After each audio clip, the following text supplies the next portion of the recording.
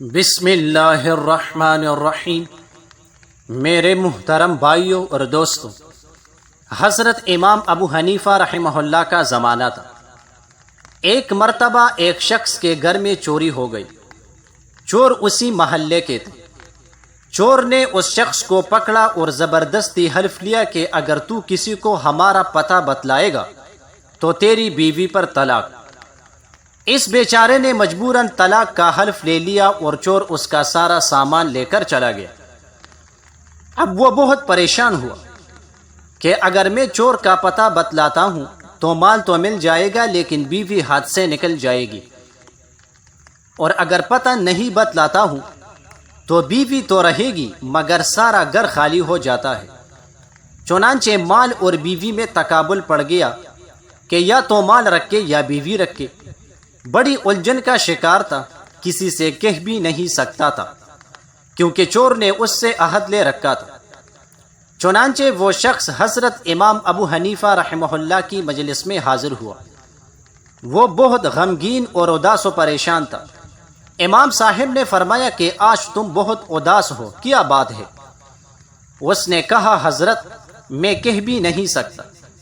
امام صاحب نے فرمایا کہ کچھ تو کہو۔ اس نے کہا کہ حضرت اگر میں نے کچھ کہا تو نہ جانے کیا ہو جائے گا۔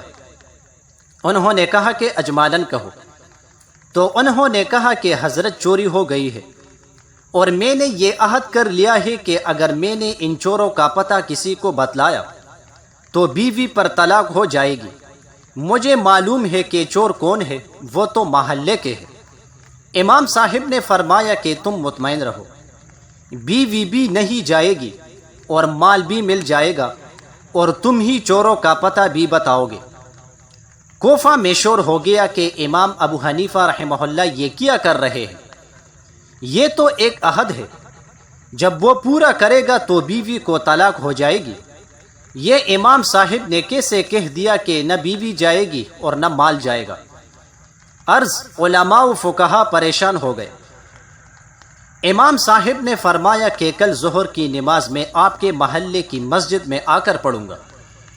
چنانچہ امام صاحب تشریف لے گئے، وہاں نماز پڑھی اور اس کے بعد اعلان کر دیا کہ مسجد کے دروازے بند کر دیے جائے، کوئی باہر نہ جائے۔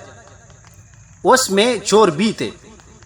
اس مسجد کا ایک دروازہ کھول دے، ایک طرف خود بیٹھ گئے اور ایک طرف اس شخص کو بٹھا دیا اور فرمایا کہ ایک ایک آدمی نکلے گا، جو چور نہ ہو اس کے متعلق کہتے جانا یہ چور نہیں ہے، اور جب چور نکلنے لگے تو چپ ہو کر بیٹھ جانا۔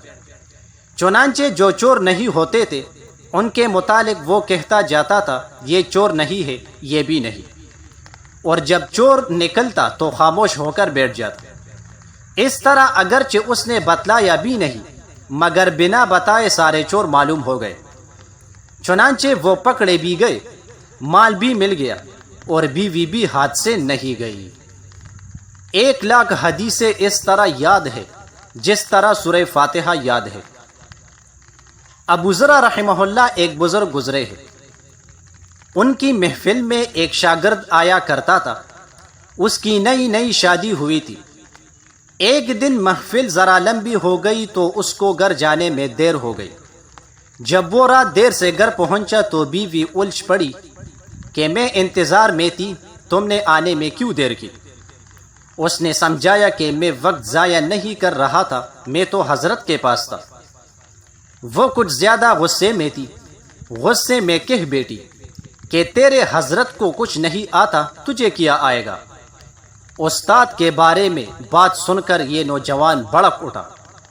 جب بیوی نے یہ کہا کہ تیرے استاد کو کچھ نہیں آتا، تجھے کیا آئے گا، تو یہ سن کر نوجوان کو بھی غصہ آیا اور کہنے لگا کہ اگر میرے استاد کو 1,00,000 احادیث یاد نہ ہو تو تجھے میری طرف سے 3 طلاق ہے۔